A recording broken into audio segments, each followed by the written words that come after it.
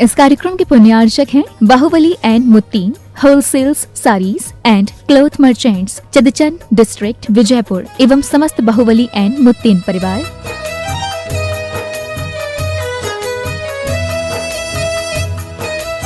राजगुरु ज्योतिष पवन जी शास्त्री, एक ही बार में समस्याओं का समाधान, 100% गारंटी से काम, फैमिली प्रॉब्लम, बिजनेस में नुकसान, शादी सगाई में रुकावट, फंसे हुए पैसे, डिवोर्स समस्या एवं अन्य समस्याओं के लिए संपर्क करें 8209931336 9737202129। ब्रांच अहमदाबाद एवं हैदराबाद। Website www.rajguruastrologer.com।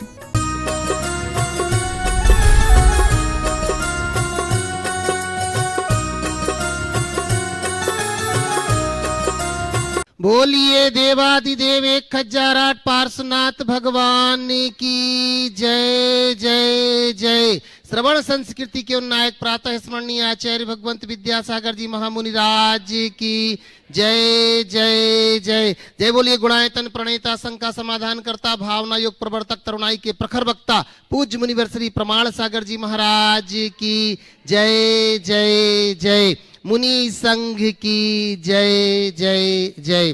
प्रिय बंधुओं, तीर्थराज समेत शिखर की तलहटी गुणायतन परिसर में आयोजित देश के सर्वाधिक लोकप्रिय कार्यक्रम संघ का समाधान में यहाँ उपस्थित एवं देश विदेश से जुड़े हुए उन सभी श्रद्धालुओं का जो कि नल जनवाणी चैनल एवं प्रामाणिक ऐप के माध्यम से इस कार्यक्रम का सीधा प्रसारण देख सुन आनंद ले रहे हैं, उन सभी का मैं गुणायतन और श्री सेवायतन परिवार की ओर से हार्दिक हार्दिक अभिनंदन करता हूं।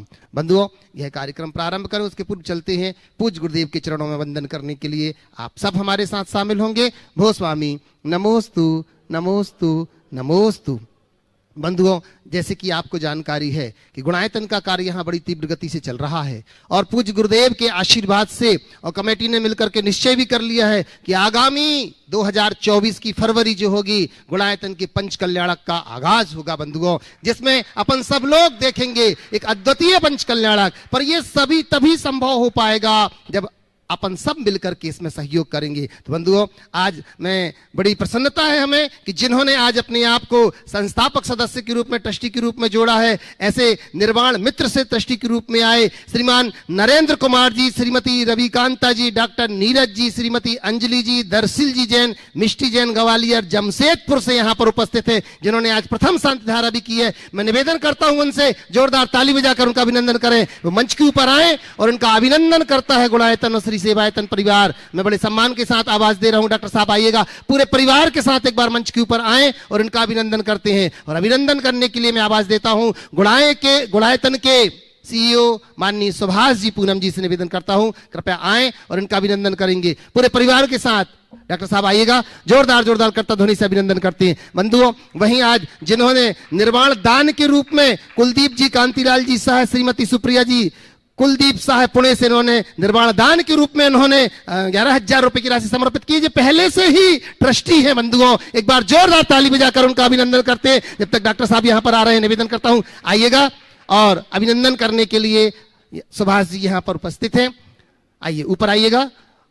बंधुओं, जब ये सुबह सुबह यहां पहुंचे और मन में इनके भाव आए कि हमें अपने पुत्र से शांति धारा करानी है, शांति धारा के लिए स्वीकृति दी और एक इशारा हुआ कि नहीं, अब तो हमें ट्रस्टी के रूप में जोड़ना है। और साहस पिता ने स्वीकृति दी कि मेरे पुत्र को ट्रस्टी बना दो। पिता हो तो ऐसा होना चाहिए। बंधुओं, जोरदार ताली बजाकर हम इस परिवार का अभिनंदन करते हैं। पूज्य गुरुदेव से आशीष पा रहे हैं।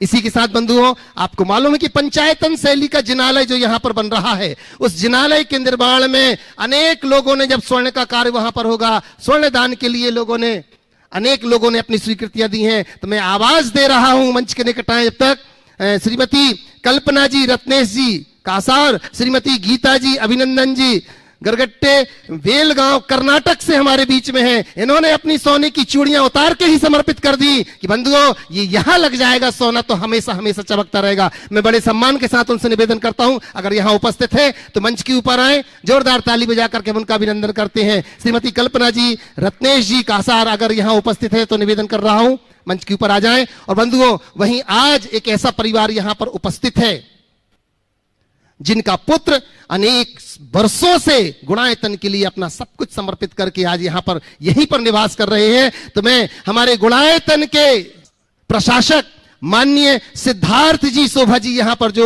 पहले से ही अपनी सेवाएं दे रहे हैं, उनकी जननी मां यहाँ पर आई हुई हैं, श्रीमती निर्मला देवी जी कासलीवाल। मैं निवेदन करता हूं मंच के ऊपर आए और जोरदार तालियों के साथ हम इनका अभिनंदन करते हैं। पूरा गुणायतन परिवार इनका अभिनंदन कर रहा है। और गुणायतन के सीएफओ माननीय सुनील जी रेखा जी से निवेदन करता हूं कि आए, इनका अभिनंदन करेंगे। जोरदार तालियों के साथ अभिनंदन। आइएगा, मां से निवेदन कर रहा हूं पूरे परिवार के साथ एक बार गुरुदेव के चरणों में पहुंचे। श्रीमती निर्मला देवी जी कासलीवाल, मैं निवेदन करता हूं आदरणीय हमारे प्रशासक जी सिद्धार्थ जी शोभा जी से निवेदन करता हूं कि आप स्वयं लेकर के आए पूरे परिवार के साथ। पूरा परिवार यहां आ रहा है। भैया से निवेदन करता हूं, उनके भाई भी यहां पर उपस्थित है। पूरा परिवार यहां पर आ जाए। जोरदार जोरदार करतर ध्वनि से हम इनका अभिनंदन करते हैं। बंधुओं, वही बंधुओं, मैं आपसे कहना चाहूंगा, अनेक लोग सम्मेद शिखर की यात्रा करने के लिए आते हैं, पर देखना जहां ऐसी भीषण गर्मी में भी लोग एक दो नहीं पूरे 80 लोगों को लाकर के यहां पर सम्मेद शिखर की तलहटी में आकर के जो सिद्ध चक्र जैसा महामंडल विधान कर रहे हैं हमारे बीच में, मैं आवाज देता हूं। संजय जी पापड़ीवाल पूरी टीम के साथ यहां पर उपस्थित है। मैं संजय जी का पापड़ीवाल जी से निवेदन करता हूं, कृपया मंच के ऊपर आए और हमारा गुणायतन और श्री सेवायतन परिवार। दान देने वाले लोग बड़े आसानी से मिलते हैं, पर योगदान देने वाले लोगों का बड़ा अभाव होता है, बड़ी दुर्लभता से मिलते हैं। आज गुणायतन में ऐसे अनेक लोग जिन्होंने अपना संपूर्ण जीवन समर्पित किया है, सिद्धार्थ जी उनमें से एक हैं। सिद्धार्थ जी शोभा जी पिछले अनेक वर्षों से यहीं रहते हुए ये सारे कार्य को देख रहे हैं और दिन भर खटने वाले व्यक्ति हैं। इनके जिम्मे जो काम दिया जाता है, वो जो काम अपने हाथ में लेते हैं उसे बहुत बखूबी अंजाम देते हैं। आज उनकी माता जी पहली बार इस सभा में आए हैं, तो ऐसी माँ का सत्कार होना ही चाहिए। जोरदार करतल ध्वनियों से स्वीकार करें। बहुत बहुत बहुत बहुत बहुत बहुत अभिनंदन, पूरे परिवार के लिए अभिनंदन। और अब मैं आवाज दे रहा हूं संजय जी पापड़ीवाल किशनगढ़ से, कृपया मंच के ऊपर आए और इनका अभिनंदन करने के लिए मैं पुनः एक बार कष्ट दूंगा। हमारे गुणायतन के सीईओ माननीय सुभाष जी से निवेदन करूंगा कि एक बार, और सिद्धार्थ जी से भी निवेदन करूंगा कि हमारे अभिनंदन करेंगे। लगातार परिवार से मैं भाभी जी से भी निवेदन करूंगा, कृपया जोड़े के साथ आ जाए तो बहुत अच्छा होगा। आइए, पुनः जोरदार तालियों के साथ अभिनंदन। बंधुओं, इस बार का चातुर्मास कहां होगा पूज्य गुरुदेव का? कहां होगा? कहीं और नहीं, गुणायतन में होगा, क्योंकि आचार्य भगवंत ने आशीर्वाद दे दिया है। 2023 का चातुर्मास पूज्य गुरुदेव का गुणायतन परिसर में होने जा रहा है। बड़ा अद्वितीय चातुर्मास होने जा रहा है, क्योंकि ये ऐसा चातुर्मास अब दोबारा कभी नहीं आएगा। क्यों? चातुर्मास बहुत आएंगे, पर पंच कल्याणक की पूर्व भूमिका वाला चातुर्मास फिर ऐसा कब मिल पाएगा? बंधुओं, मैं आपसे निवेदन करना चाहूंगा, इस चातुर्मास में आप तन मन धन से जिस रूप से बन सके उस रूप से शामिल होकर के इस चातुर्मास से आप जुड़ जाइएगा। अनेक लोग सिद्धि कलश के रूप में अपनी सहभागिताएं निभा रहे हैं। अनेक लोगों के फोन आ रहे हैं कि इस बार पुनः हमें फिर से मौका मिलना चाहिए, चातुर्मास में हमारा कम से कम एक कलश तो स्थापित हो, क्योंकि ये कलश ना कि सिर्फ चातुर्मास का कलश है बंधुओं, ये कलश है आगाज हमारे पंच कल्याणक प्रतिष्ठा महोत्सव का। ये सौभाग्य आपको मिलेगा, आप उसमें शामिल होइएगा। लीजिएगा, अब चलते हैं पूज्य गुरुदेव के चरणों में अपनी शंकाओं का समाधान करने के लिए। जहां शंका अपनी है पर सम्यक समाधान पूज्य गुरुदेव का है। तो मैं प्रथम रूप से यहां पर आवाज दे रहा हूं। सो प्रतिभा जी उदंक जी शाह, मैं निवेदन करता हूं आए, अपनी शंका यहां रख रही हैं और उसी के बाद तैयार रहेंगे। और एक दो नहीं, लगभग 35 से 40 महिलाओं का समूह लेकर के ये सम्मेद शिखर की यात्रा करने के लिए आई हैं। एक बार मैं चाहूंगा कि सभी महिलाएं एक बार खड़े होकर के इनके साथ जोरदार ताली बजाएं इनके लिए। अपना प्रश्न रख रही हैं और इसके बाद तैयार रहेंगे रेवती राजेश विंडे पुणे से। नमोस्तु महाराज जी, नमोस्तु नमोस्तु नमोस्तु। पूरे जागृति मंच पूना शाखा की ओर से आपको बहुत त्रिवार नमोस्तु। 2 तारीख से निकले हैं सारे पंच तीर्थ करते करते, यहाँ 5 दिन के लिए आए हैं खास आपके दर्शन के लिए और शंका समाधान का अनुभव लेने के लिए प्रत्यक्ष। तो बहुत बहुत आशीर्वाद की कामना करती हूँ। और मेरा सवाल महाराज जी थोड़ा नाजुक है, कैसे पूछूं लगता है, लेकिन आपसे पूछे बिना और कहीं समाधान मिलेगा ऐसे नहीं लग रहा। तो बचपन से सुना है ये शाश्वत तीर्थ क्षेत्र है, ये हमारी काशी है जैनों की, यहाँ आने से एक बार पूरे कर्मों का छुटकारा हो जाता है, नरक तिर्यंज गति छूट जाती है, इसलिए बहुत ज़्यादा श्रद्धा है, बहुत ज़्यादा विश्वास है। थोड़ा भी अगर ऐसे होता है कि नहीं इस क्षेत्र को नहीं आना हुआ तो कुछ ऐसे लगता है अमंगल हो रहा है, इतनी श्रद्धा से आते हैं। लेकिन महाराज जी आजकल यहाँ आने के बाद इतने दर्शन, ये तो हो गया ठीक है, दर्शन तो करना चाहिए, आप तो वही बोलेंगे, भाग्य से मिलते हैं तो वो भी ठीक है, लेकिन बाकी की भी बहुत सारी बातें ऐसी हैं जो मन को बहुत ज़्यादा खटकती है, और श्रद्धा ऐसे लगता है कि मेरी श्रद्धा कहीं गलत नहीं या कम हो रही है क्या, और थोड़ा भय लग रहा है कि कहीं मैं श्रद्धा से न गिर जाऊं और न मिथ्यात्म में जाऊं। तो इसलिए महाराज जी प्लीज मार्गदर्शन चाहिए। देखिए बिल्कुल सही बात है, ये शाश्वत तीर्थ क्षेत्र है और जो शाश्वत है उसकी श्रद्धा भी शाश्वत ही होनी चाहिए, होगी भी। ये बात बिल्कुल सत्य है कि इस तीर्थ की भाव सहित वंदना करने वाले का जीवनोद्धार होता है। हम जब भी आए वैसे ही भाव लेकर आए। हम लोग इस क्षेत्र की महिमा गाते समय ये बात बार बार दोहराते हैं, भाव सहित बंदे जो कोई ताकि नरक पशु गति नहीं हो। तो हम भाव सहित वंदना करें, और ये स्वाभाविक है जब कभी हम किसी बगीचे में जाते हैं ना, तो एक और डालियों पर खिले हुए फूल अपना सौरभ लुटाते हुए नजर आते हैं, तो दूसरी ओर कांटे और नीचे पड़े सड़े गले पत्ते भी होते हैं। लेकिन हम अपना ध्यान फूलों पर केंद्रित करते हैं, कांटों और सड़े गले पत्तों की तरफ नहीं। बहुत बढ़िया। मैं आपसे केवल यही कहूँगा, जब कभी इस तीर्थ पर आओ, तीर्थ की पावनता को देखो, तीर्थ की प्रतिष्ठा को देखो, तीर्थ की पवित्रता और गरिमा को देखो। इधर उधर ध्यान क्यों दिखाते ले जाते, जो खटकते हैं, जो खटके उससे ध्यान हटाओ, जो खटके उससे ध्यान हटाओ, और जो शाश्वत है उस पर अपना ध्यान जमाओ। जीवन में आनंद ही आनंद आएगा। यहाँ आकर अपनी विशुद्धि बढ़ा के जाओ, विशुद्धि घटाने की बात नहीं है। होता है निमित्तों का प्रभाव मन पर पड़ता है, मन डगमगाता है, लेकिन हमें उन्हें नज़रअंदाज करना है। इन सब चीज़ों से क्या है, तो होगा, फूल खिलेंगे तो सूल भी दिखेंगे और सड़े गले पत्ते भी दिखेंगे।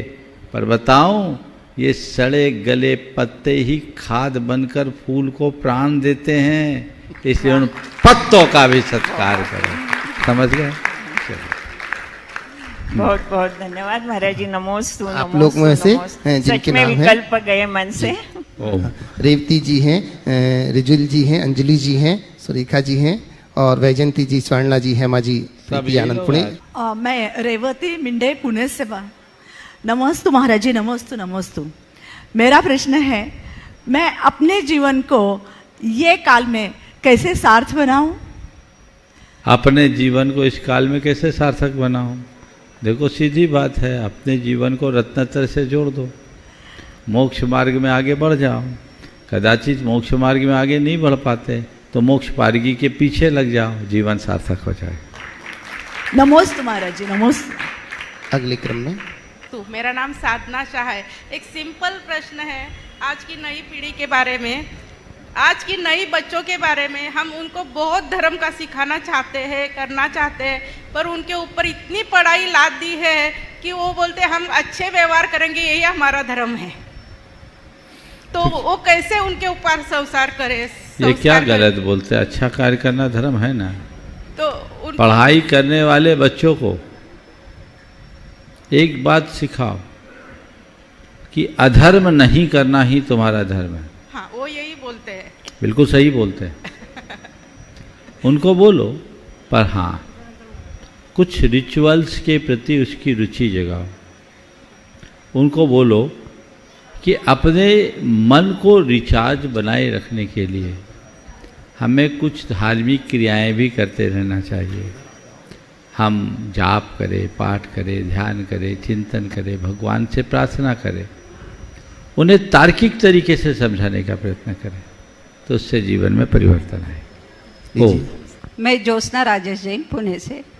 पारोलाली मुंशीबेन पिछले अष्टानिक पर्व में जिन्होंने 8 उपवास किया था, उन्होंने भी आपको नमस्तु बोला है। मैं उनकी छोटी बहू हूँ।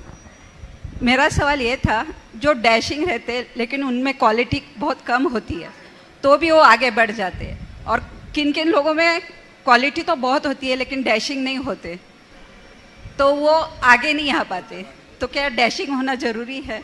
आप ही बता रही हैं, आगे बढ़ने के लिए थोड़े मन में साहस भी होना चाहिए, संकल्प भी होना चाहिए, उत्साह भी होना चाहिए और समर्पण भी होना चाहिए। अब हमारे मन में आगे बढ़ने का साहस ही नहीं होगा तो क्या होगा? अब आपको बुला लिया जाए और आप डरे समय से सकुचालो, कैसे पूछूं, तो पूछ पाओगे क्या? सफलता के क्षेत्र में आगे बढ़ने के लिए व्यक्ति को डैशिंग होना भी जरूरी है। दोस्तों, मेरा यह प्रश्न है कि जब हम नियम व्रत लेते हैं, लेकिन ये जब हम तीर्थ यात्रा पे चले जाते हैं या अष्टानिक पर्व आता है या दशलक्षण आता है, तो उस पीरियड में जो नियम व्रत लेते हैं तो कभी कभी जाप वगैरह के नियम होते हैं तो वो पालना नहीं होता है, तो फिर उसमें क्या दोष लगता है या कैसा कर सकते हैं? वही नियम लो जो पहले पहली बात। लेकिन हमेशा के ये नियम रहते हैं। सुनो तो, हाँ। उतना ही नियम लो जो पल सके। अब शिखर जी आई हैं, रात में वंदना करने के लिए 12 बजे जाना है और उतरते 2 बजने हैं, 3 बजने हैं, पता नहीं कितने। इतनी भीषण गर्मी में तो वंदना करने का साहस भी अपने आप में एक बहुत बड़ी बात है। तो फिर उस समय चीज़ें तो छूटेगी। तो इसलिए जब कभी भी नियम लो तो इतनी गुंजाइश रखते हुए लो, और जो नियम लो उसे दृढ़तापूर्वक निभाओ। नमस्ते महाराज जी, मैं सुवर्णा शाह। हम लोग शिखर जी पहाड़ पर टोंक के दर्शन करने के लिए जाते हैं। तीर्थंकरों के टोंक पर जो नाम दिए हैं वो किनके द्वारा दिए गए हैं? टोंकों के नाम? हाँ, ये रूढ़ी से चले आ रहे हैं। इनने किसने दिया कोई पता नहीं। अच्छा, नमस्ते। अब आप पूछो, शिखर जी का नाम शिखर जी समेत शिखर किसने दिया? बोलो, बोल सकते क्या? चला आ रहा है, परंपरा से चला आ रहा है। नमस्ते गुरुदेव। नमस्ते गुरु। मैं हेमा शाह मुंबई से। मैं एक एक्यूप्रेशर, रेखी और मास्टर हूँ। सुनने में आता है चतुर्वेद संघ में मुनि आर्य का उनकी तबीयत कभी कभी ठीक नहीं होती, तो मेरा मन करता है कि मैं डिस्टेंस रेखी दे दूं कि ताकि उनको आराम मिले। तो उसमें कुछ दोष तो नहीं है? अच्छी बात है, सेवा का भाव है, करिए। भैया वृत्ति करना श्रावकों का कर्तव्य है। आप कीजिए और इस विधि से कीजिए कि साधु को पता ही न लगे। आशीर्वाद। नमस्ते महाराज जी, मैं वैजयंती शाह इस ग्रुप के अध्यक्ष हूँ। एक छोटा सा प्रश्न बहुत दिनों से मन में था कि सम्मेद शिखर जी वंदना करते समय प्रथम कूट गणधर कूट है। तीर्थंकरों की निर्वाण भूमि में यह कूट प्रथम क्यों है? इसके पीछे आगमीय समाधान कौन सा है? बहुत दिन से ऐसा लग रहा था, सभी को देखो, पूछा। आगमिक समाधान तो मुझे नहीं मालूम, पर एक बात मुझे आगम से ही पता चली कि बिना गणधर के तीर्थंकर का प्रसाद हमें नहीं मिल सकता। जब तक गणधर नहीं आए, भगवान महावीर 66 दिन तक मौन रहे, वो तीर्थंकर होकर के भी हमारे काम के नहीं बन पाए। लेकिन जब गणधर आए तो उनके निमित्त से हमें उनकी वाणी से सराबोर होने का सौभाग्य मिला। इसलिए गणधर पहले, तीर्थंकर बाद। समझ गए? तो पहले गणधर को नमन करो। गणधर हमारे गुरु हैं और हमारे देश में ये उक्ति तो बहुत प्राचीन काल से चल रही है, गुरु गोविंद दो खड़े काके लागे पाए। तो ये गुरु है, बाद में वो गोविंद है। तो तीर्थंकर का क्रम जब भी प्रारंभ हो तब हो, शुरुआत गणधर से हो, और गणधर को सब विघ्न के निवारक के रूप में भी माना जाता है। इसलिए हम मंगलम भगवान वीरो कहते हैं, मंगलम गौतम गणी, तो हम गौतम गणधर को प्रणाम करते हैं। गणधर टोंक पहले इसलिए बनाया गया है। नमस्तु नमस्तु नमस्तु नमस्तु। शुल्लक महाराज जी को इच्छामी। थोड़ा अलग प्रश्न है महाराज जी मेरा। मैं गए 25 साल से जैन सिद्धांतों पर आधारित मराठी में कथाओं का कथा कथन कर रही हूँ। पूरे महाराष्ट्र में हजारों प्रोग्राम हो गए हैं। उसके साथ अभी मैं सुरेल संगीत के साथ कीर्तन कर रही हूँ। यह सब धर्म प्रभावने के हेतु से कर रही हूँ। कोरोना काल में मोबाइल के व्हाट्सएप माध्यम से कथाओं से जैन रामायण, जैन महापुराण, आदि पुराण के माध्यम से आदिनाथ भगवान का चरित्र मैंने प्रस्तुत किया है, जिसमें मंगलाचरण, काव्य, भजन, कथा ऐसे 60 भाग मैंने निकाले और उसका लाभ हजारों श्रावकों ने लिया है। तो अब महाराज जी मेरी इच्छा ऐसी है कि अगली श्रृंखला में मैं आचार्य परम पूज्य विद्यासागर जी महाराज जी का जीवन चरित्र कथा माध्यम से प्रस्तुत करूं। इसके लिए महाराज जी मुझे आप आशीर्वाद दें, मार्गदर्शन करने की कृपा करें और ये धर्म प्रभावना का क्या महत्व होता है यह बताने की कृपा कीजिए। देखिए, बहुत अच्छा कार्य कर रही हैं आप। हमारे यहाँ कहा गया, अज्ञान तिमिरभ व्याप्ति मपाकृत्य यथा यथम जिन शासन महात्म्य प्रकाश सात प्रभाव। अज्ञान के अंधकार को यथा संभव, जिस उपाय से संभव उसे दूर करके धर्म के महात्मा को प्रकाशित करना, यही प्रभावना है।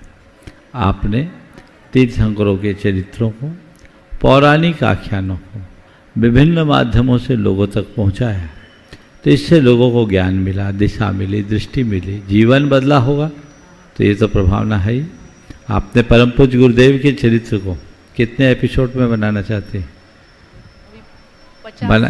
बहुत सुंदर, बहुत सुंदर। तो ये आप उनके जीवन चरित्र पर कुछ ऐसा उपक्रम करने जा रही हो। मेरी बहुत बहुत आपकी इस कृत्य की अनुमोदना है। आप कीजिए और आगे बढ़े। नमोस्तु महाराज जी, नमोस्तु। और इसी के साथ मैं निवेदन करूंगा अशोक जी गंगवाल जयपुर से। नमोस्तु गुरुदेव। मैं अपना अनुभव बताती हूँ। मुझे बीच बीच में बहुत स्वास्थ्य खराब था, ऐसा श्वास लेने में तकलीफ होती थी, लेकिन मैंने ऊर्जा प्रवाह भावना योग किया और 5 मिनट का सुबह सवेरे का भावना योग किया। मुझे बहुत आराम मिला। घर में सब करते हैं, इसीलिए बहुत बार आपको नमोस्तु करती हूँ। बहुत सुंदर। अपना नाम बताइएगा। सुरेखा सुरेंद्र कुमार गांधी। बहुत सुंदर।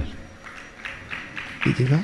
और निवेदन कर रहा हूँ अशोक जी गंगवाल जयपुर से। और फिर निवेदन करूंगा हमारे बीच में डॉक्टर शरद जी दोषी हमारे बीच में है। निवेदन गोधा। नमस्ते गुरुदेव, नमस्ते गुरुदेव, नमस्ते गुरुजी।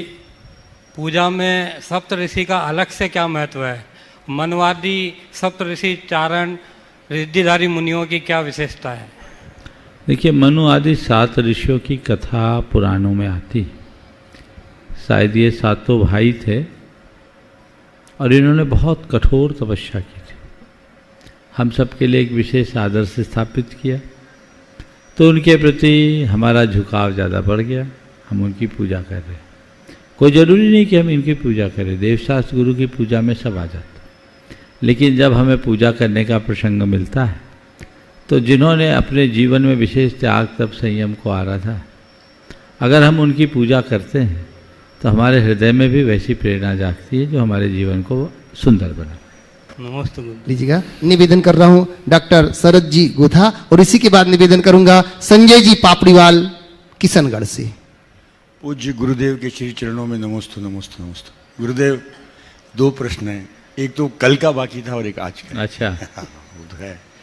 पहला प्रश्न ये है कि हमें जिनवाणी जो हमारी माँ हैं, जिससे हमें जैन धर्म का ज्ञान मिला है और मिलता रहा है, पूज्य गुरु पूज्य आचार्य कुनकुन स्वामी महाराज ने जो हमें 13 पहाड़, जो 64 पहाड़ में से 13 पहाड़ बचे हुए हैं, इतनी जिनवानी मूल हमारे पास में। मैं देखता हूँ कि पुराने बुजुर्ग अपने घरों में जिनवानी रखते, अध्ययन करते, अध्यापन करते, जब उनकी मृत्यु होती है तो उनके बच्चे उसको रद्दी की टोकरी में फेंक देते। मेरा अनुभव ये रहा कि जहाँ भी जयपुर में मृत्यु होती है, अब मैं उनके घर में जाकर के पूछता हूँ भाई कोई जिनवानी है तो दे दो। मेरे को ऐसी ऐसी किताबें मिली। भारतीय ज्ञानपीठ की ये ज्योति प्रसाद जैन जी की किताब है जिसमें जैन साहित्य है। ये रेयर किताब है, अब मिल नहीं सकती, रेफरेंस बुक है। ऐसी साहित्य की किताबें घरों में हैं और रद्दी की टोकरी में चले जाती है और ख़त्म हो जाती है। मेरा अनुरोध ये है, क्या हम ऐसा केंद्र या ऐसी जगह स्थापित कर सकते हैं? मेरे पास 1500 जिनवानी हो गई। मेरे को एक अलग फ्लैट लेना पड़ा, खरीदना पड़ा है जिसमें मैं जिनवानी रख सकूं सारी और उनका संधारण कर सकूं, जिसको जरूरत हो भेज सकूं। तो क्या ऐसा केंद्र हम बना सकते हैं जहां हम सारी जिनवानी मंगा लें, फ्री ऑफ चार्ज मंगा लें? क्योंकि ऐसी किताबें अब मिलने वाली और लिखने वाली तो है नहीं। पहला प्रश्न तो ये। देखिए, बात ऐसी है, जिनवानी के प्रति आपकी ये जो बहुमान की भावना बहुत सराहनीय है। ऐसा बहुमान सबको करना चाहिए। और सबसे पहली कोशिश तो जैन के घर अगर जिनवानी नहीं है तो जैन कैसा? हम जिस देव शास्त्र गुरु की पूजा करते हैं, जिनवानी तो हमारे पूज्य प्रतीक हैं, वो घर में हो और न केवल घर में रखे, अपितु तो उसका अध्ययन भी करें। अध्ययन अध्यापन होना चाहिए, पर आज के हिसाब से समय बदल गया है। जिनवानी कितनी रखें? प्रकाशित मुद्रित रूप में बहुत कठिन, और सब डिजिटल फॉर्म में आज उपलब्ध भी है। तो डिजिटल रूप में जब हमारे पास जिनवानी उपलब्ध है तो लोगों को बड़ा इजी। अब सबसे बड़ी बात उनके संग्रहण और संधारण की, कहाँ रखें, कैसे उसको सुरक्षित करें। तो इस तरह से अगर हर घर की जिनवानी रखना आप शुरू करोगे तो बहुत सारी दिक्कतें भी आएगी। पहला प्रयास तो ये होना चाहिए, घर से जिनवानी निकालो ही नहीं, घर में जिनवानी सजाओ और उतनी ही जिनवानी रखो जितनी हमारे पास व्यवस्था। तो जब वो व्यवस्था बन जाएगी तो दूसरी व्यवस्था बनाने की ज़रूरत नहीं। अब आपने तो एक फ्लैट ले लिया, पर आज के इस कार्यक्रम के बाद आपके पास इतने फ़ोन आएंगे कि 10-20 फ्लैट लेना पड़ेगा। मैं ले लूँगा। मैं यदि मेरे जो को प्रैक्टिकल है वो बात करो। बहुत सारी चीज़ें हैं तो इन्हें संधारित करें, खुद रखें, अपने घर में रखें। और जो जीर्ण शीर्ण हो गए उनको रिसाइकिल बिन में डाल दीजिए। रिसाइकलिंग हो जाती है तो जिनवानी के माध्यम से उनका अभिनय रुक जाता है, कागज़ बन जाता है और वो इसी तरह के कार्य में प्रयुक्त हो जाता है। तो ये प्रयोग करना चाहिए। जिनवानी के अनादर से पूरी तरह बचना चाहिए। रद्दी के टोकने में जानना महान पाप। मेरे पास एक बार रद्दी की टोकने से कर्म कांड जैसा ग्रंथ, बहुत अच्छे ग्रंथ, जैन सिद्धांत कोश जैसे ग्रंथ मुझे कोई ला कर दिया। ये बहुत ही लज्जाजनक है, पीड़ादायी है। जिनकी तुम पूजा करते हो उसे ऐसे, अगर तुमसे नहीं बनता तो रिसाइकिल के लिए कहीं भेज दो, कम से कम वो सुरक्षित तो रहेंगे। क्योंकि मुद्रित प्रतियां हजारों हजार एक ही ग्रंथ की प्रतियां हो जाए तो कहाँ रखेंगे? तो उनको रिसाइकलिंग करा देना चाहिए और सुरक्षित जो दुर्लभ ग्रंथ हैं उन्हें संरक्षित करना चाहिए। घरों से जिनवानी को हटाना महान पाप है। तीव्र ज्ञानावन कर्म का बंध होगा। ऐसे लोग जिस तरह से जिनवानी की अवमानना करते हैं, कहीं ऐसा ना हो कि अगले जमाना में वो मूक बधिर बन जाए या मंद बुद्धि बन जाए या विकृत बुद्धि हो जाए। ऐसा पाप मत करो। अपने आप के प्रति जागरूक बने और देव शास्त्र गुरु की श्रद्धा के प्रति पूर्ण भावना जगा के रखें। नमस्ते गुरु। एक प्रश्न, रांची गया था तो आप ही के शिष्य हैं, यहाँ के ट्रस्टी भी हैं, उनकी पत्नी ने, हेमा ने, मेरे माध्यम से प्रश्न पूछवाया कि आज के दौर में जहाँ नियम बन गए, 2 बच्चों की है, एक बच्चा लड़का है लड़की है, अब तो एक पे आ गए। ऐसा हो गया कि जैसे एक कमरे में एक बल्ब और कभी फ्यूज हो जाए तो अंधेरे में रहो। तो क्या प्रभु, क्या ये नियम सही भी है कि क्यों नहीं हम लोग भी, हमारे भी पहले के हमारे दादाजी के 6 बच्चे थे, नानी के 7-9 बच्चे थे, और आज हमको मेरी मौसी मिलती है तो मुझे अच्छा लगता है कि मेरी माँ का रूप मिलता है। अब तो वो रूप ही खत्म होने वाले हैं, तो फिर क्या जीवन होगा, क्या कल्चर होगा हमारा, कैसे हम लोग जिएंगे। एक बच्चा है, वो भी मान लीजिए कुछ हो गया उसके या हमारे कुछ हो गया तो बस बात खत्म, वहीं पे खत्म हो रही है। बेल बिल्कुल ठीक है, बल्ब फ्यूज हुआ तो अंधेरा का सामना करना ही पड़ेगा। बिल्कुल सही आपने कहा है और ये बहुत गंभीर और चिंतनीय, सब लोगों को समझना चाहिए। जैनियों की TFR 0.05% रह गई। ये टोटल फर्टिलिटी रेट का इतना कम होना सबसे कम है, जो इस बात का प्रमाण है कि आने वाले 50 वर्षों के बाद हमारा नाम शेष ही ना हो जाए। तो अपनी पीढ़ी और अपनी परंपरा को आगे बढ़ाना है तो हमें इसके प्रति गंभीर होना पड़ेगा। व्यक्ति थोड़ा जागरूक हो। और जैन समाज प्रबुद्ध समाज है। मुझे इतना पता है कि पहले माँ बाप के 5-5, 7-7 बच्चे होते थे, कैसे पल जाते थे माँ बाप को ही पता नहीं लगता था। बच्चे ही बच्चों को पाल लेते थे। हो सकता है इस सभा में भी बैठे ऐसे बहुत लोग होंगे जिनको उनके भाई बहनों ने पाला पड़ा बस बड़ा किया। तो ये एक बहुत अच्छी व्यवस्था थी। मैं मानता हूँ आज के समय में जनसंख्या एक बड़ी समस्या है।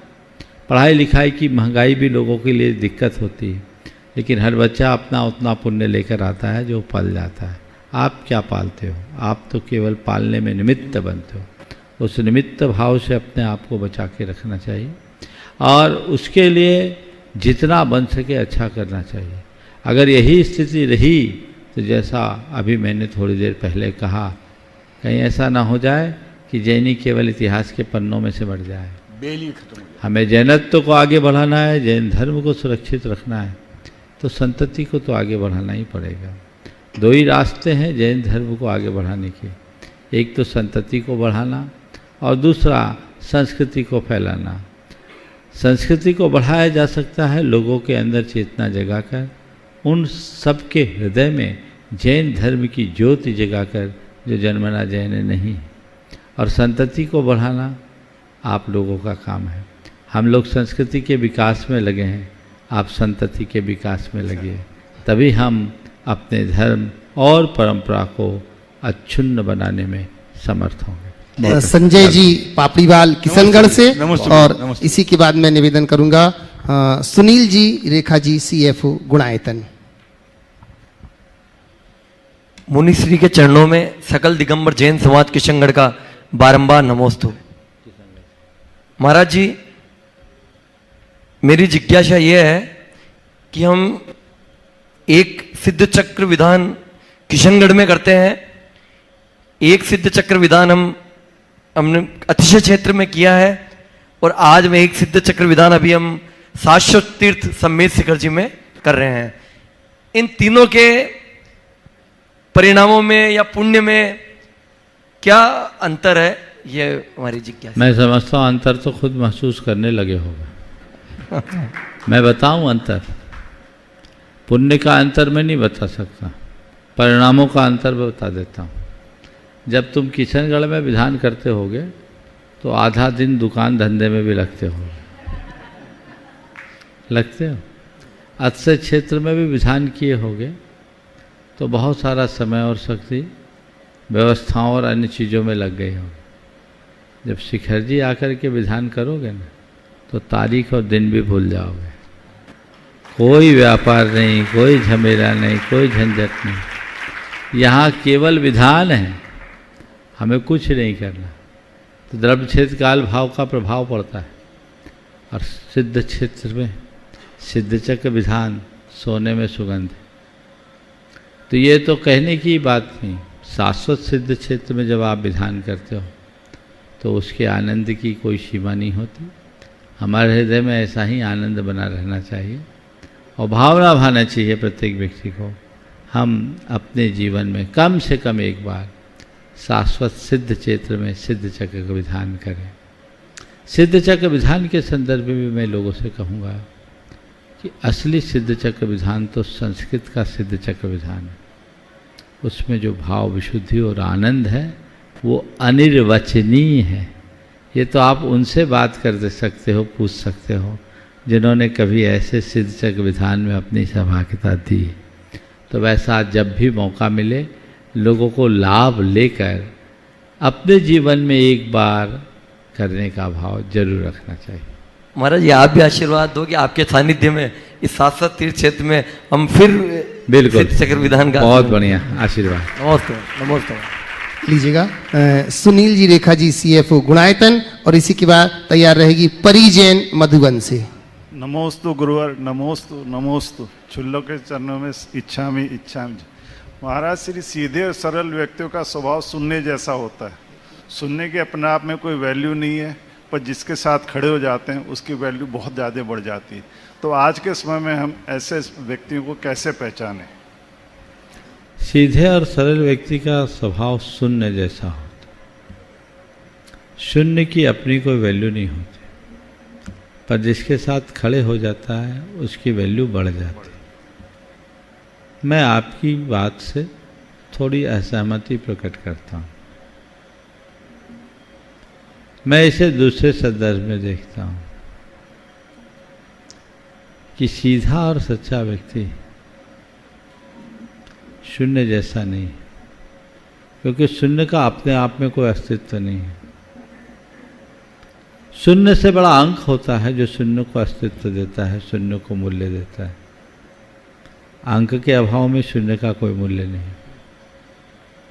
तो मैं ये कहूँगा कि सीधा सरल व्यक्ति मात्र एक इकाई है, एक का अंक है। एक अंक को कोई ज़्यादा महत्व नहीं मिलता, कोई पूछता नहीं, एक है क्या है। लेकिन आम जन जो शून्य की भांति है, अगर उनके साथ कोई एक सीधा व्यक्ति जुड़ जाए तो शून्य का वजूद प्रकट हो जाता है और उसका मूल्य बढ़ता जाता है।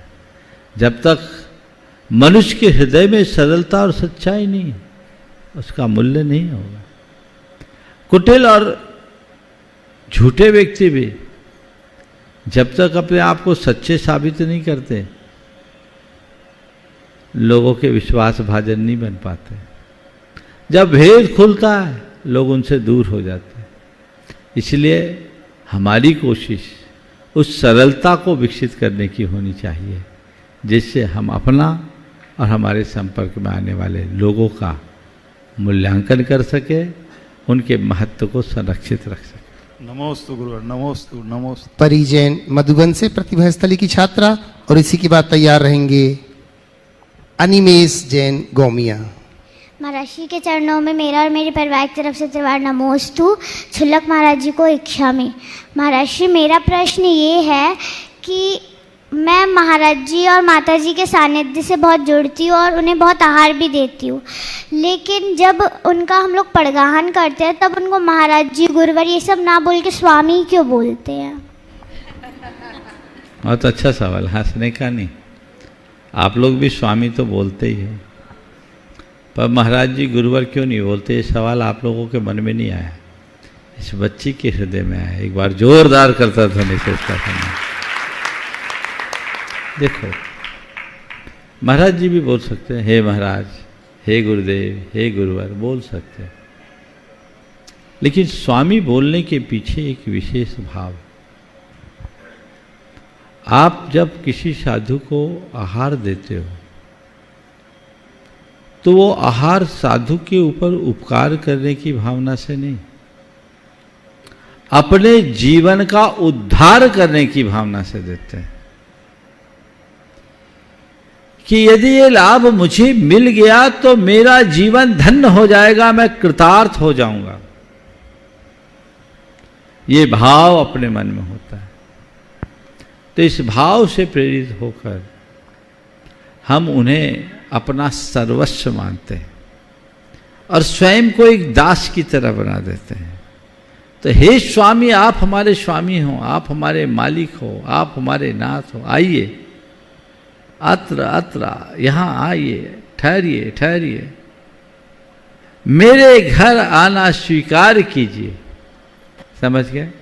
तो अपने हृदय की भक्ति को विशेष रूप से प्रकट करने के भाव से उस समय स्वामी कहते हैं। पर ऐसा मत सोचना कि कोई स्वामी की जगह कोई दूसरा शब्द कहे तो महाराज नहीं आएंगे। आ सकते हैं। महाराज भी बोल सकते हो, पर मैं बताऊं, ट्राई करके देख लेना। हे स्वामी करते समय तुम्हारा मन जितना आनंद से भरता है, महाराज करते समय नहीं भरेगा। यही शब्दों का प्रभाव है, समझ गए? महर्षि एक प्रश्न और। हाँ बोलो। महर्षि जो अपने देश के जो सोल्जर्स होते हैं वो हिंसा तो करते हैं लेकिन अपने देश के लिए, और फिर वो मरते हैं तो वो स्वर्ग पहुंच जाता है, लेकिन जो किसान होते हैं महाराज जी वो भी जीव की हिंसा करते हैं, देश के लिए अनाज भी उगाते हैं, तो क्या महाराज जी वो भी स्वर्ग जाते हैं, और नहीं जाते तो क्यों? किसान भी स्वर्ग जा सकते हैं। बहुत अच्छा सवाल किया है। किसान अन्नदाता है। किसान की हिंसा को संकल्पी हिंसा में नहीं लिया, आरंभी हिंसा में लिया। हाँ, किसान दुर्गति का पात्र बनेगा कब? जब वो हिंसा की खेती करना शुरू करेगा। काय की खेती? हिंसा की खेती। कीटनाशकों का प्रयोग करेगा, जीवों को मारने के भाव से वो छिड़काव करेगा, तो एक प्रकार की हिंसा होगी और उस हिंसा में उसका पतन होगा। परंपरागत तरीके से की गई कृषि जीवन की उन्नति का कारण है, और भगवान ऋषभदेव का ये संदेश है, ऋषि बनो या कृषि करो। क्या है? ऋषि बनो या कृषि करो। अगर किसान अन्न उत्पादन नहीं करेगा तो देश आगे कैसे बढ़ेगा? इसलिए किसान को किसान नहीं अन्नदाता भी कहा जाता है। समझ गए? बहुत मोस्ट महाराज जी, मोस्ट। लीजिएगा अनिमेश जी गोमिया अपने पूरे परिवार के साथ, और शायद माँ पूछ रही हैं आज प्रश्न। लीजिए, और इसी के बाद निवेदन करूंगा मनोज जी गुप्ता हजारीबाग से। महाराज श्री के चरणों में 3 बार नमोस्तु नमोस्तु नमोस्तु। सभी छुल्लक जी महाराज जी के चरणों में इच्छामि इच्छामि इच्छामि। महाराज जी, मेरा प्रश्न ये है कि आज के ज़माने में ये हो गया है, लोग बहुत स्वार्थी होते चले जा रहे हैं, जिससे जितना मतलब उससे वैसा रिश्ता, मतलब जैसा मतलब हो वैसा रिश्ता आप रखो, बाद बाकी अगर ज़रूरत नहीं है तो कोई मतलब ही नहीं है वो रिश्तों के। ऐसा क्यों महाराज जी? पहले हमारे रिश्ते का आधार आत्मीयता थी, अब उसका स्थान जरूरत ने ले लिया। बहुत पहले किसी ने लिखा है, कौन कहता है मोहब्बत के लिए होते, अब तो रिश्ते भी जरूरत के लिए होते। ये जो बदली हुई सोच है उसका विकृत परिणाम, इसी को बोलते हैं उपभोक्तावादी सोच, जहाँ हम हर काम अपने हिसाब से करने की कोशिश करते हैं। लोगों की दृष्टि पूरी तरह कैलकुलेटिव होती है। उसी सोच के साथ जब लोग काम करेंगे तो उसका प्राण अपने आप निकल जाएगा। हालांकि बाद में लोगों को समझ में आता है कि रिश्ते रिश्ते होते हैं जिसका संबंध आत्मीयता से है, और उसके अभाव में मनुष्य का जीवन व्यर्थ है।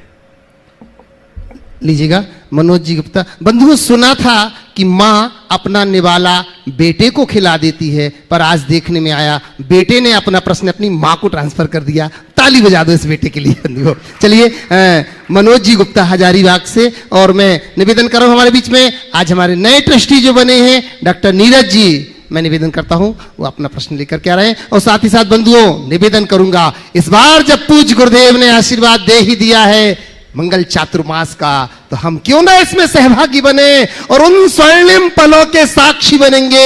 आगामी 2 जुलाई को जब यहां पर कलश स्थापना होगी, सौभाग्यशाली होंगी वो आंखें जो साक्षात यहां आकर के इस कार्यक्रम में शामिल हो पाएंगी। तो बंधुओं, जो नहीं भी आ पा रहे हैं वो अपना एक एक कलश यहां पर निश्चित रूप से निश्चित कर सकते हैं। वो गुणायतन कार्यालय से संपर्क करके अपना कलश आरक्षित करा लें। लीजिएगा, डॉक्टर साहब से निवेदन करता हूं, और उसके बाद सीधे चलेंगे अपन मंच पर पूज्य छुल्लक जी के चरणों में। महाराज जी के चरणों में नमोस्तु नमोस्तु नमोस्तु। महाराज जी, आज मेरा सौभाग्य, मेरे परिवार का सौभाग्य बहुत है कि मैं आज ट्रस्टी बना हूँ। तो महाराज जी, मुझे इसी दिशा में मार्गदर्शन दीजिए कि खाली ट्रस्टी बन के नहीं, अपने बाकी कर्मों से भी मैं यहाँ पे योगदान दे सकूँ। बहुत अच्छी भावना है। आप एक डॉक्टर होकर के देश की सेवा कर रहे हैं, अच्छा काम कर रहे हैं, और आज आपका जुड़ाव गुणायतन से हुआ है और इसमें सबसे बड़ी भूमिका आपके पिताजी की रही है। एक बार उनके लिए भी जोरदार करतल ध्वनि होनी चाहिए। आप जुड़ गए हैं। ट्रस्टी शब्द ट्रस्ट से बना है। ट्रस्ट का मतलब होता है विश्वास, श्रद्धा। अपने अंदर की श्रद्धा को भी ऐसी प्रगाढ़ बनाए रखिए और मन में भाव जगाइए कि मेरी जड़ यहाँ से जुड़ी रहे। मैं कहीं भी रहूं, अपने दायित्व को पूर्ण करते हुए जितना बन सके देव गुरु धर्म की सेवा करें।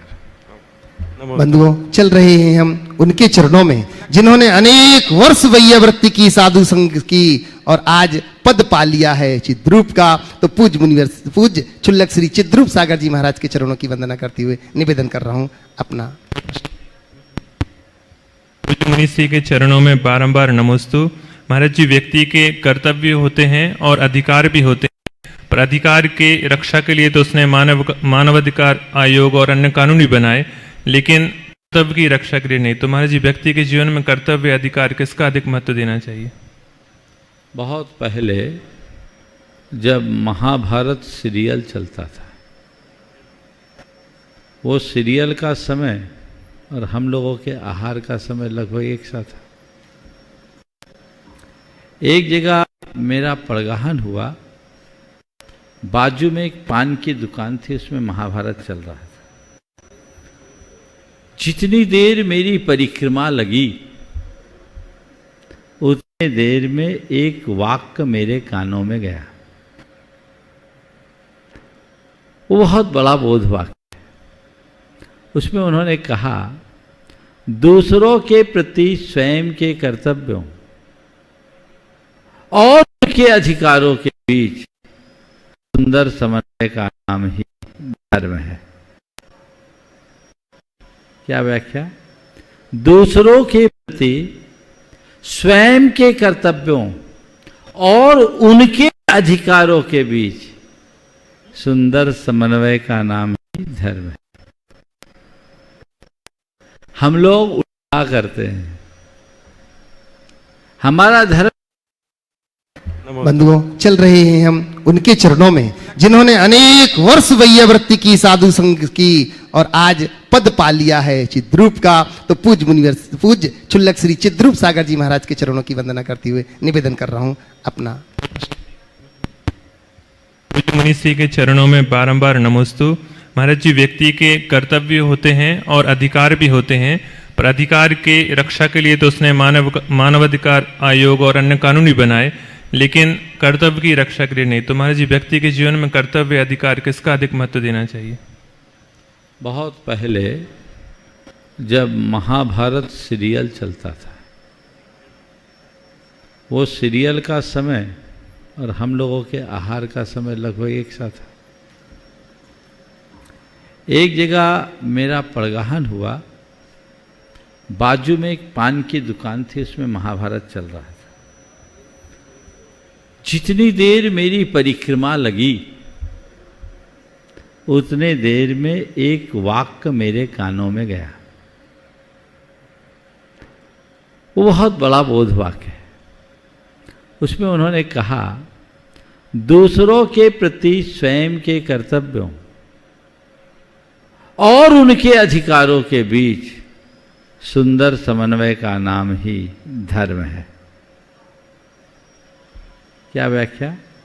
दूसरों के प्रति स्वयं के कर्तव्यों और उनके अधिकारों के बीच सुंदर समन्वय का नाम ही धर्म है। हम लोग उल्टा करते हैं। हमारा धर्म कहता है कि तुम अपने कर्तव्य को देखो और सामने वाले के अधिकार को, और आज की दुनिया कहती कर्तव्य जाए भाड़ में, तुम अपने अधिकार को देखो और उसके कर्तव्य को देखो। उसका क्या कर्तव्य है ये देखते हो, ये देखने की कोशिश क्यों नहीं करते कि उसका अधिकार क्या है और मेरा कर्तव्य क्या है। आज उल्टा हो रहा है, इसलिए विभिन्न अधिकारों के आयोग बनाने पड़ रहे हैं। यदि मनुष्य कर्तव्यों का दृढ़तापूर्वक पालन करना शुरू कर दे तो मैं समझता हूँ दुनिया में किसी आयोग की जरूरत ही न पड़े, सब अपने आप ठीक हो जाए, ऐसा प्रयास करना चाहिए, ऐसा पुरुषार्थ करना चाहिए। 2 पंक्तियां बहुत पुरानी लिखी थी। कर्तव्यों की हीनता अधिकारों का नर्तन। कर्तव्यों की हीनता अधिकारों का नर्तन, कल और आज में बस इतना परिवर्तन। ये परिवर्तन चिंतनीय है। काश हमें कुछ भावबोध हो और हम इससे बच सकें। बंधुओं, निवेदन कर रहा हूं उन क्षुल्लक जी से जिन्होंने ब्रह्मचारी अवस्था में ही 1 2 नहीं 11 समाधियां करवाई हैं, ऐसे पूज्य क्षुल्लक श्री समादर सागर महाराज जी के चरणों में वंदन करते हुए निवेदन कर रहा हूं, अनेक अनुभव के साथ यहाँ पर विराजमान। नमस्तु महाराज जी, नमस्तु महाराज जी। वर्तमान में उपहारों का जमाना है। किसी को जन्मदिन का उपहार दिया जाता है, कोई शादी ब्याह आदि होते हैं वहाँ उपहार दिए जाते हैं, त्यौहार आदि आते हैं उसको उपहार दिए जाते हैं।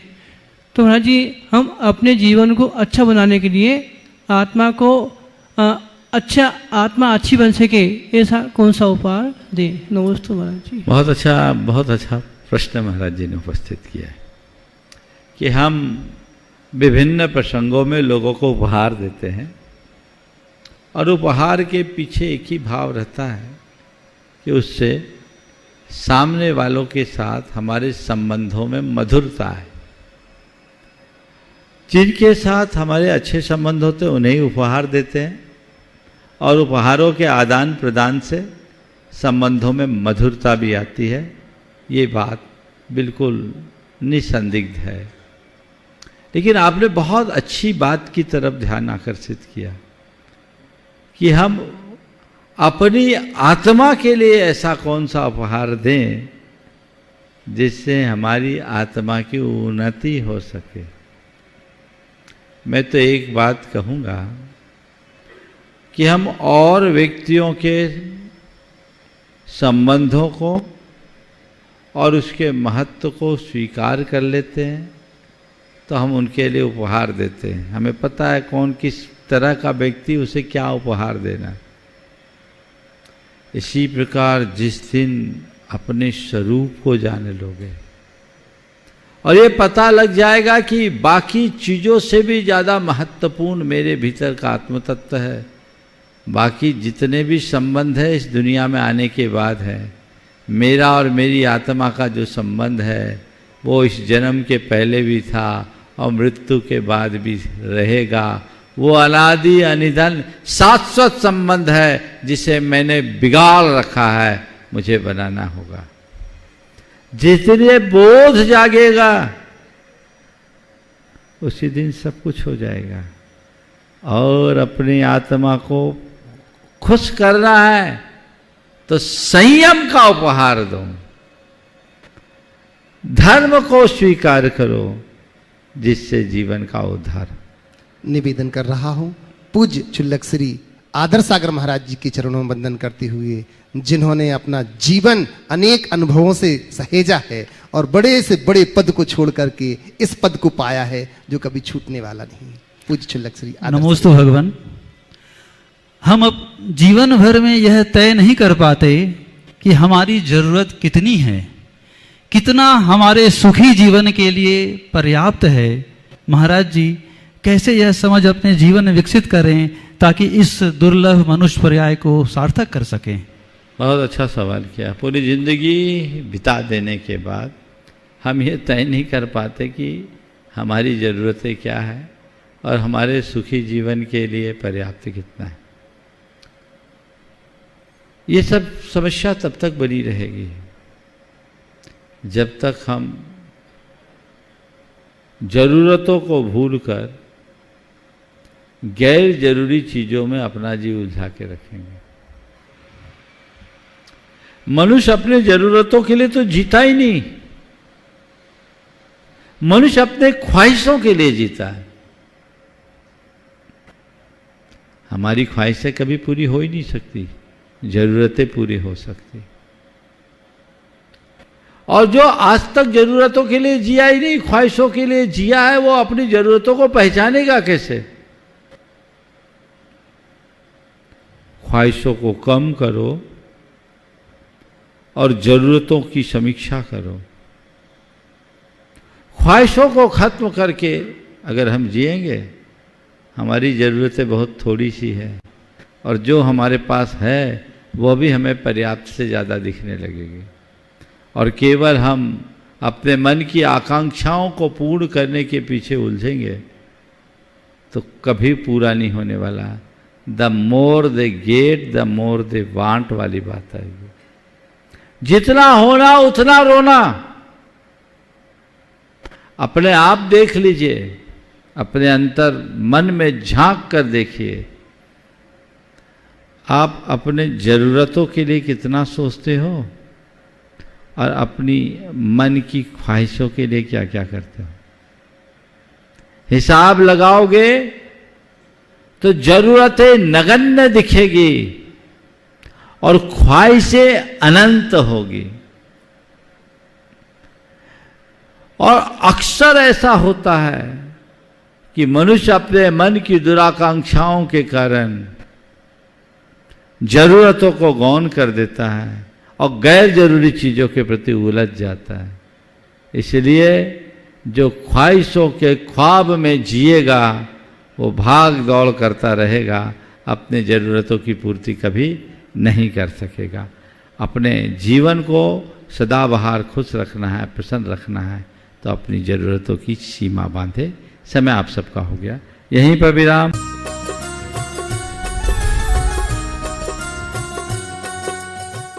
इस कार्यक्रम के पुण्यार्चक थे बाहुबली एंड मुत्तीन wholesales saris and cloth merchants, चदचन डिस्ट्रिक्ट, विजयपुर एवं समस्त बाहुबली एंड मुत्तीन परिवार।